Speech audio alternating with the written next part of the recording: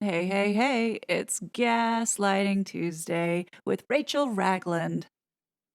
Markle this week does not disappoint in her obvious attempt to redefining her fake identity as this kind, compassionate, hardworking, selfless mother. This shit show she presents today was conveniently timed to push the political agenda of paid family leave for the Dems right before the midterms. This fraud is the poster child for everything wrong with the left progressive movement. So, as clickbait, this desperate housewife decides to bring in socialist Sophie Trudeau, Justin Trudeau's wife, at the beginning of this podcast to paint some false narrative of her being this mother hanging out with her best friend, who, by the way, she met through her former best friend, Jessica Mulrooney. Remember the woman who was at Meghan's wedding, whose daughter Ivy was this special bridesmaid? Meghan then ends up having Pamela Alden, who's a lesser celebrity, and then a Netflix celebrity, Sam J, who's some type of comedian who represents the woke LGBTQIA transgender equality movement. Of course, Meghan has to jump on that bandwagon as well. Meghan's inauthentic approach to this podcast this week comes out so clearly, and I'm going to rip it apart just for you guys. So here we go. I listened to this podcast, so you guys didn't have to because it is absolutely painful. But what I gathered out of it is that Meghan is suffering from a real identity crisis. And I think that she needs to shy away from the public for a little bit and get some serious help because she is very sick. And because everything that she has done demonstrates that she's a narcissistic sociopath, she obviously doesn't think anything is wrong with her. The only thing that I can say is that she is dangerous to have a public platform because the lies keep coming out and she is shedding her skin like a snake. Today's Flopcast was designed with two agendas. The first one was political, and the second one was to completely erase her father from her own memory and from her entire life, which I found very hateful and very hurtful. And we're going to go over that piece because it's important that people understand that behind this fake facade is a really nasty, vile, selfish person.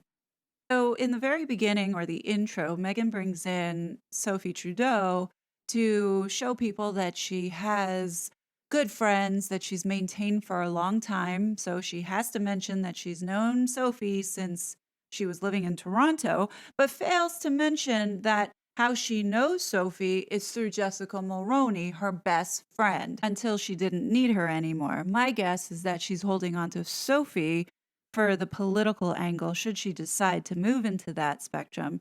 She has the Prime Minister of Canada's wife on her side. So Meghan allows Sophie to speak for like maybe a minute, and then Meghan seizes the opportunity to use Sophie as a springboard to then read this poem out by another book that she read because she's so intelligent and so well read, but too unoriginal to come up with something equally as creative and genius that she has to play it off as if she's reading us all a bedtime story.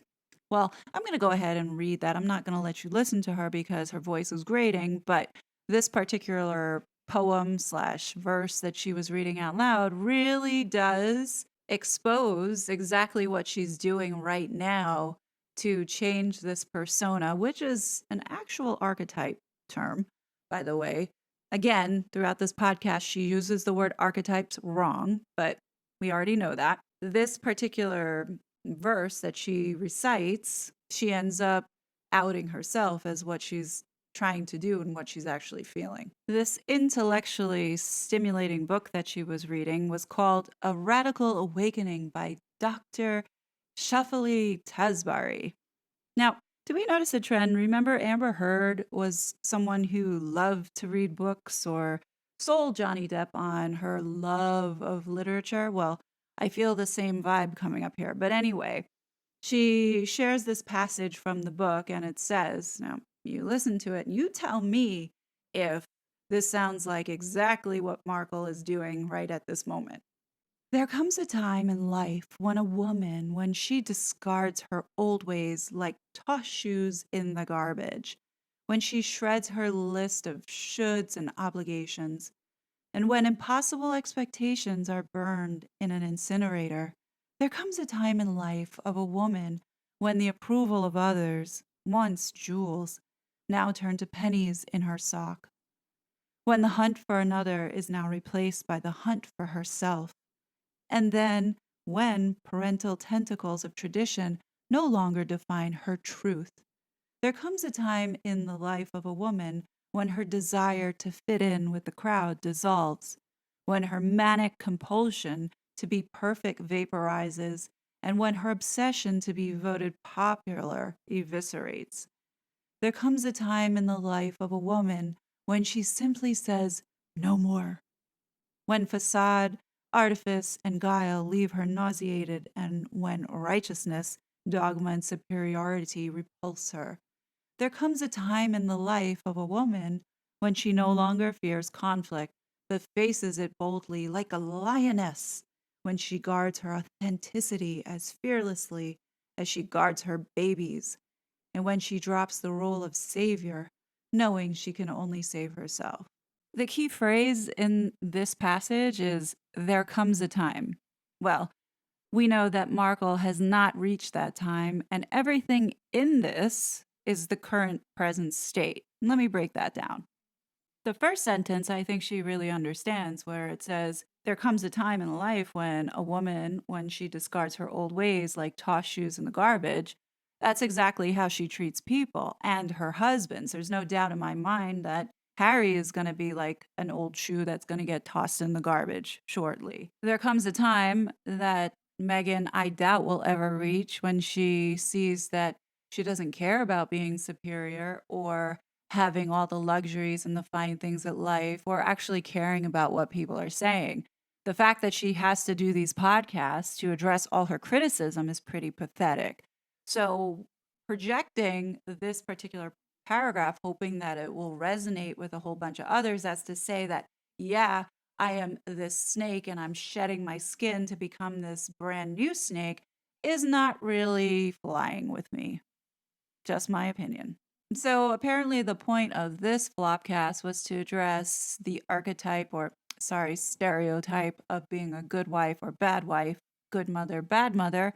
And it was Markle's opportunity to emphasize her children and having children, but again, it fails because a lot of these things that she has been saying are just not believable or behavior, normal behavior of any mother. And just listening to this conversation, Meghan does a lot of deflecting and she does a lot of word salading as she normally does, but it's extra in this podcast to emphasize the point that she has these children, which then confirms to me that she does not have these children, or she is not spending the time that she should be spending with these children, which is a big red flag. Let me point out some of those examples.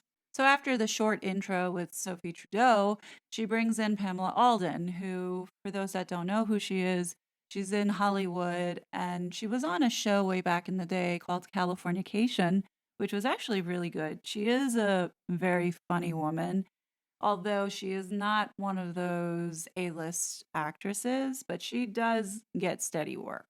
She's actually really funny, and she is the voice on various cartoons such as Family Guy and American Dad.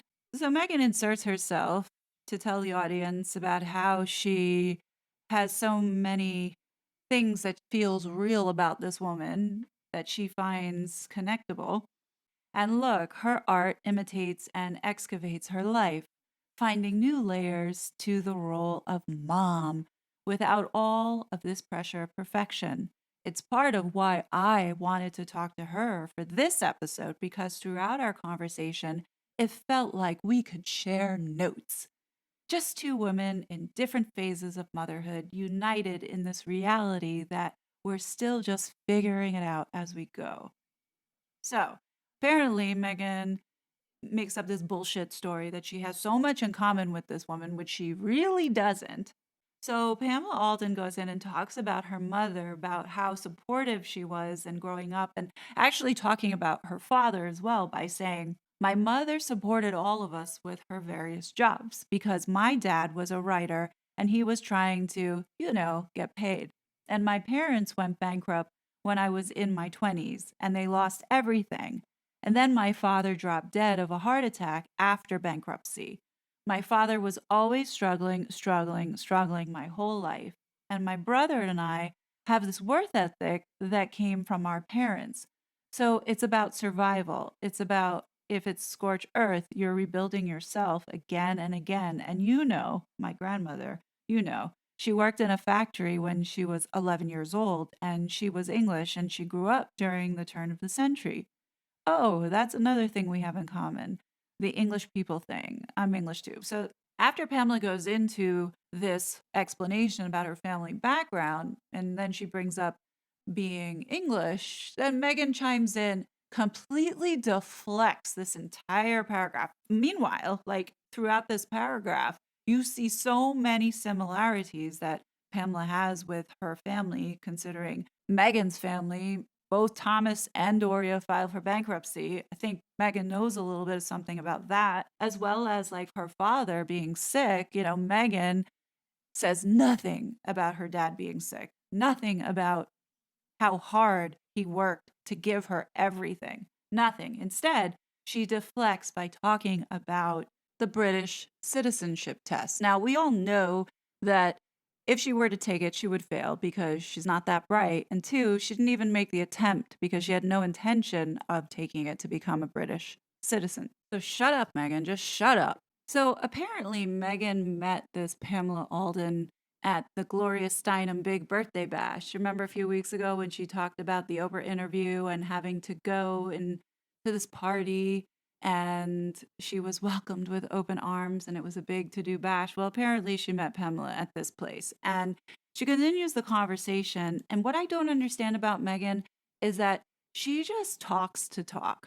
Meghan then goes into this thing about Pamela's grandmother and she says, this is Meghan, what Meghan's saying. With your grandmother and your mom, and both sound like incredibly strong women who are juggling being moms, having careers.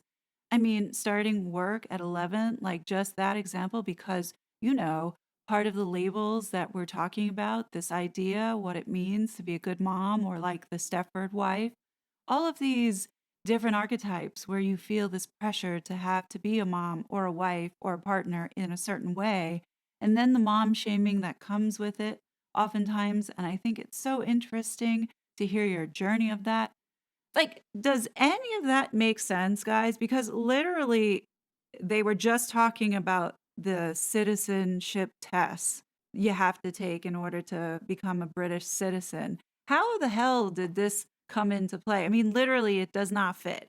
And to me, that just shows Meghan was not listening or paying attention or even connecting to the conversation. She was just strictly there to push the agenda and move this conversation forward in the direction that she wanted.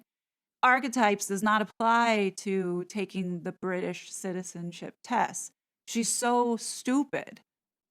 So then Pamela then asked Meghan how old her children were, and Meghan gives this canned response, which does not seem at all believable, in which she says, Lily is just started walking. She's a year and a couple of months old, and Archie's just over 3 years old. So yeah, they are. Oh, I'm in the thick of it, toddling.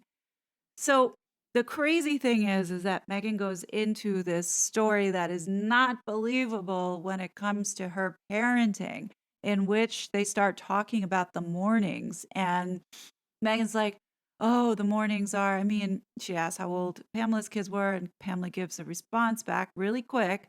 But then Meghan goes into trying to convince the audience of how busy her schedule is with parenting when we all know that she has nannies and housekeepers to help take care of the house and the kids for her, and she's never home with them. This paragraph does not at all seem believable, and I will call it out that it is a lie. And here's what Meghan says. Yeah, well, so the morning rush, I'm sure it'll only get more chaotic as they get older, but for me, it's both monitors on for the kids to hear them, always up with Lily, get her downstairs. Then a half hour later, Archie's up, start doing his lunchbox right before he's up, while I have her getting her a little nibble.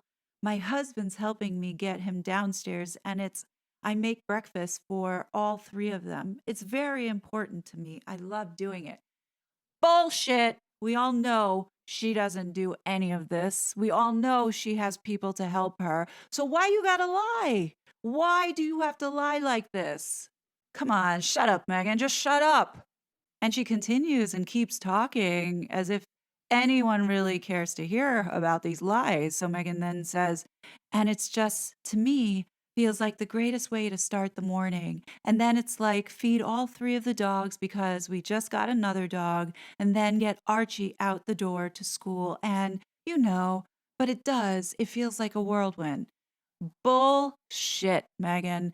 You're not fooling anyone with this made up facade of being this busy, dedicated mother. Because if you were, we would have seen that from the beginning. You have given zero evidence that you even have children in your care. So nobody is believing this facade that you're trying to paint on this podcast. I'm sorry, it's not working.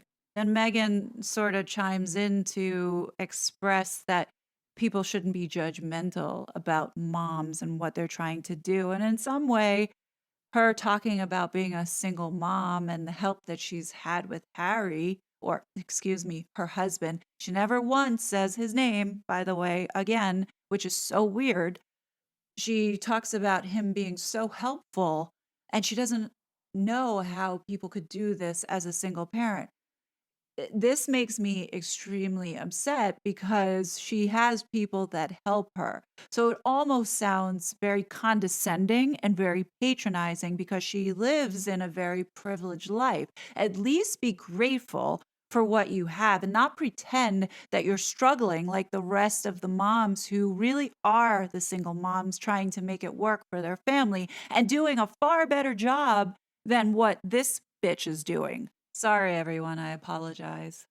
I'm really struggling to understand how Meghan got people to go and do this podcast with her, considering everything that's coming out of her mouth is a lie. So later in the conversation, Pamela starts talking about the kids growing up, and you don't hear mama, mama, mama, mama anymore, and it just becomes silent. Here's what she says. And I say that in my show this year that the meanest things your kids ever do to you is grow up and move away. So just remember that. So now Meghan chimes in and says, just listen to this. Yeah, I mean, and there's also that quote from what you were saying about how deafening the silence is. But I've always loved that quote. The quiet part of the song is still part of the song. Yes, my friends. She said that in the Cut interview at the very end. Did she give credit to Pamela? Oh, no, she didn't. She said it as if it was her own, making it her own. So here you have Meghan Markle stealing material again, and nobody's calling it out. Well, I'm calling it out because she outs herself in this podcast for doing it. So soon after, this segment ends and into the next segment. And right before it starts, what do you know? Doria calls in and FaceTime. And of course, Meghan gets that carefully scripted conversation on tape. And here we are into the next segment, at which she takes now the opportunity to erase her father completely from her childhood, replacing it with now Doria. And this is what she says. So a few weeks ago, while I was working on this very episode, my mom called. She actually FaceTimed. Hey, that's my girl. I'm okay. I'm hanging in there. It's okay. I'm recording right now. Do you want to see? I see. Look. Hi. We're just doing some podcasting. Can I call you back in a little bit? It was just your run-of-the-mill mother-daughter conversation. Okay, you have on a smiley face. I have on a smiley face. I love you. Yeah. I love you too. Okay. I'll see you on Saturday. Okay, I'll talk to you later. And it just put me right back into the past, thinking about my childhood and our little quirks together. And then with this episode on my brain, it got me thinking about all the ways my mom supported me, how she took care of me and the house and herself, and how she just juggled so much.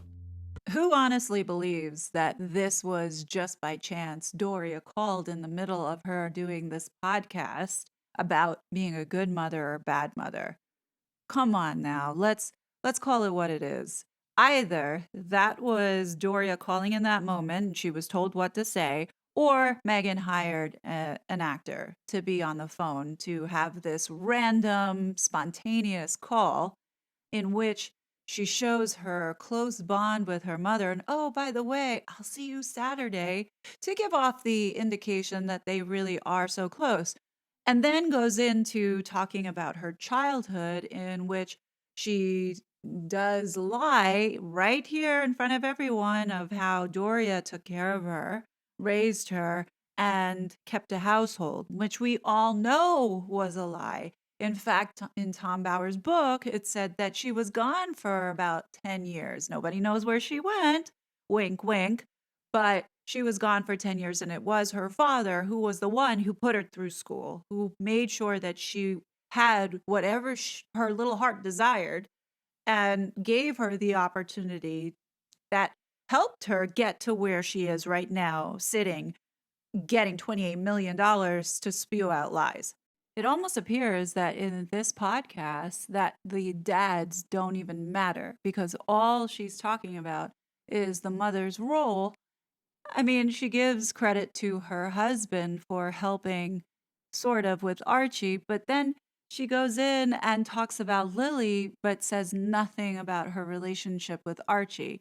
I also found it really weird that she said she wanted this podcast and the women for Lily to look up to, but does not include herself as one of those women that was strong and admirable to be able to look up to. This is another reason why I don't believe that Lily exists, because if you really had a daughter, you would not say that you want these other women for your daughter to look up to and be a mentor. You should be saying, I want my daughter to look at me as a role model and be the example of being what a feminist and whatever other garbage you want the rest of the world to believe that you believe in. So I don't have to believe that she has a daughter. She has given nothing to prove that this child exists. So until then, I am going to not believe Meghan's truth, because Meghan's truth actually turns out to be lies in the real world. It is my opinion, but I find that this woman is really sick.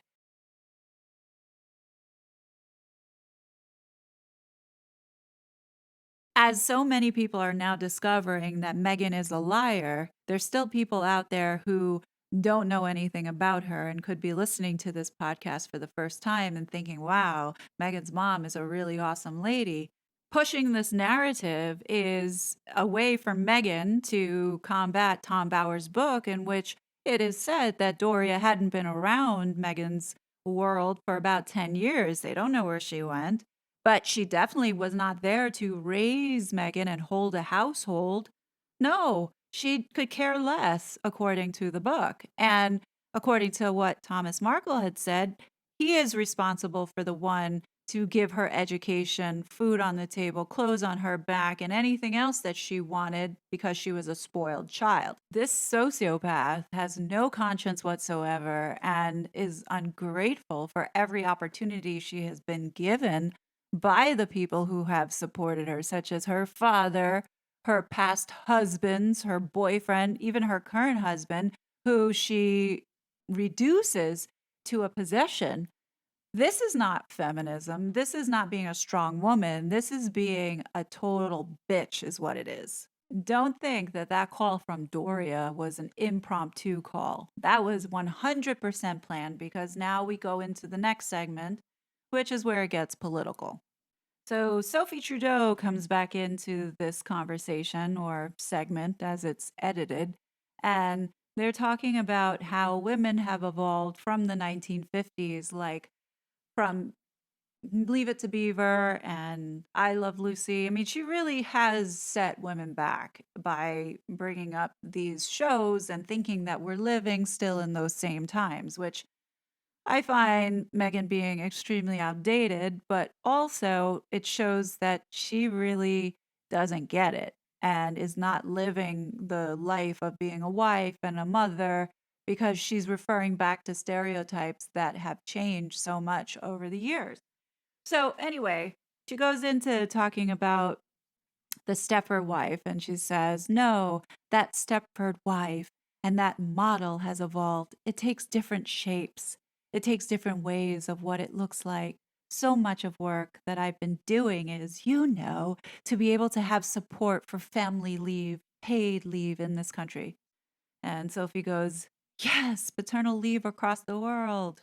And then M goes into paternal leave, maternal leave, just parental leave in general. Can you? Can you imagine having a baby and then having to make a choice of, oh, I can stay home with my child, but if I do, I won't have a job anymore? It doesn't make any sense.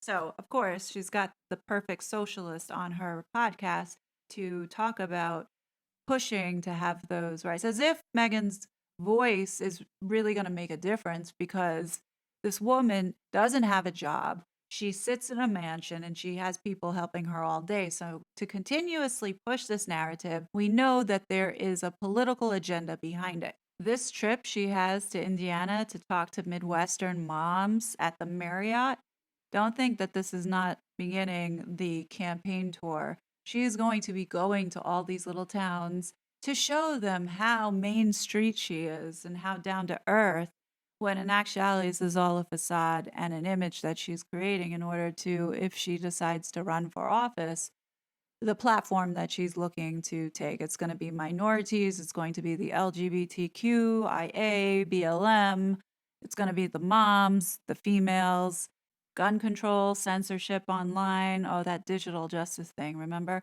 Yeah, she is pushing the agenda for sure. And the reason why Meghan is so comfortable with lying is because she surrounds herself with people who she knows is not going to confront her or challenge her. Or they're so ignorant, they have no idea, so that whatever story that she tells, they believe it. And I think that that says a lot about her in the fact that she is a coward in that way. She will never put herself in a position to where she can't control the environment or the people around her and her image. So let's say she goes to a town hall and somebody questions her or challenges her. She will do her very best to never see happen. It's part of the reason why in Indianapolis there's going to be no photographers, no press. It's close to the media. And I'm pretty sure that the dummies who are going to spend $5,000 to see this idiot speak will probably have to sign some sort of waiver to not disclose anything that comes out of it. And whatever photos that are taken by her photographers and the people that she chooses can be used for whatever she feels like doing. I'm going to go over one more point that I found the biggest kicker out of this entire podcast was when Meghan says this. Well, and then the ripple effect of how many more societal issues we have if we haven't given the foundational support to a family. And I think doesn't just come with what the government in the country can provide, but what we, as you say, as a sisterhood, as a community, beyond just sisterhood, beyond just women, what we as people can provide. They used to say it takes a village to raise a child. And Sophie agrees, and then she continues on. We no longer have villages, really. For us, in at least in where we live, it doesn't feel that way. That sense of community has changed in so many regards, but it doesn't mean that the energy and the sentiment can't still be there. Well, whose fault is that? It's your fault, Meghan. You are the reason why these children don't have a great community around them to grow up in. You took them from a place or a family who there were so many of them that it could have actually posed as a village and took them away from that environment to move to a place where the people around you don't want to be near you because of your lies and deceit.